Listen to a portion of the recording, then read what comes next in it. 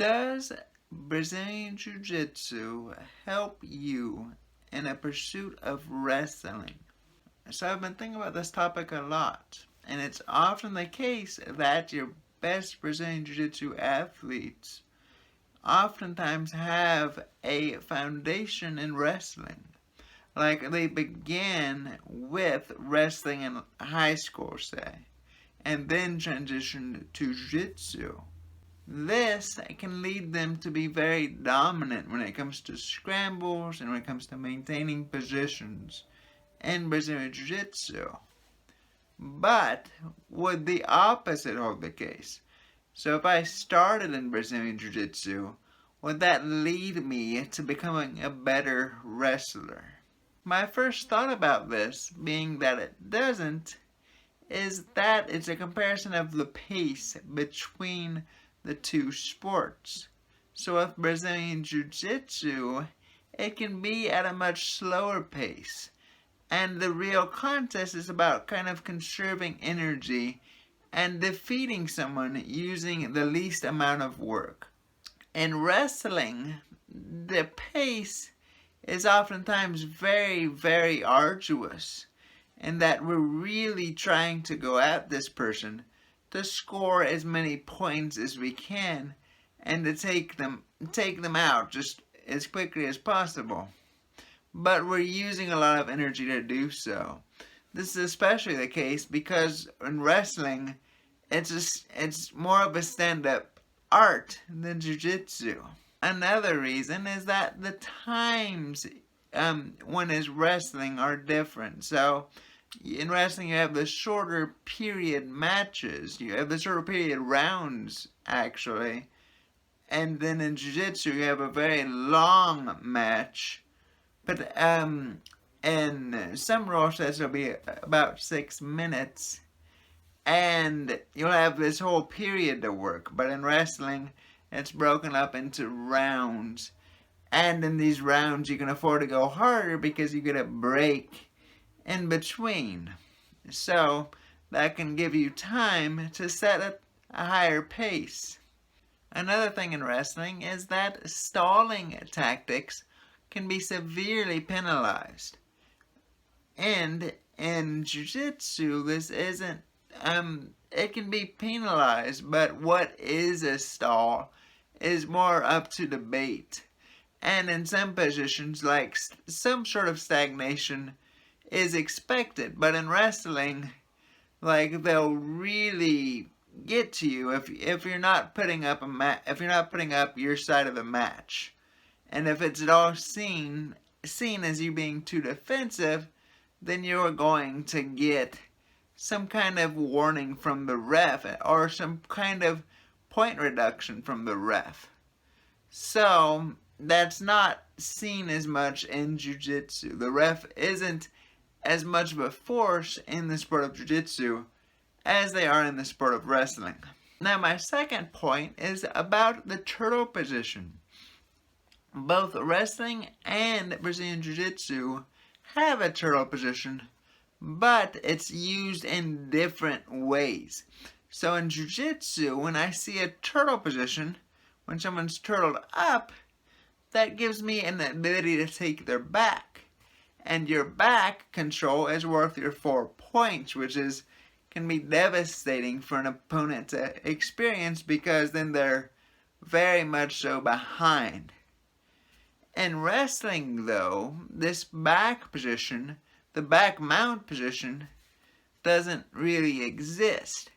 And it's more that the turtle is seen as a place where I can turn someone over and potentially take more of their side for a pinning technique. But this isn't as common in Jiu-Jitsu, whereas the side doesn't score as much as taking someone's back. Like, the most points you can get are right there, so it kind of behooves you to work to get your hooks in more than it does to flip them over and try to take side control. And this also makes the Brazilian Jiu-Jitsu athlete have a different turtle than the wrestler, because in Brazilian Jiu-Jitsu, my first point is to prevent hooks from getting inside my legs. So I'm really tight as far as that's concerned. But in wrestling, I need to scramble and get to my feet. So I'm not as concerned about hooks. I'm actually staying back, pushing myself up from all fours and trying to explode out as soon as my partner puts any kind of hands on me. I'm trying to get into my little combat base and lunge up quickly so that I can move away from that position. Another point is that in Brazilian Jiu-Jitsu, the stand-up game is kind of an afterthought. Brazilian Jiu-Jitsu can be thought of as potentially 80% being on the ground and 20% being on the feet. And from this platform, it's very difficult to have that wrestling base when wrestling isn't the way you're going. Well, the matches usually end in submission, and it makes more sense to be on the ground because that's where the majority of your submissions will come in. But in wrestling, you're trying to really get this person down, and it especially matters who gets on top rather than who's on bottom. And Jiu-Jitsu being on bottom can be kind of like a more even scenario because we have that guarded position. But in wrestling, we don't have a such thing as a guard. So the stand-up is like the major part where this wrestling contest is decided.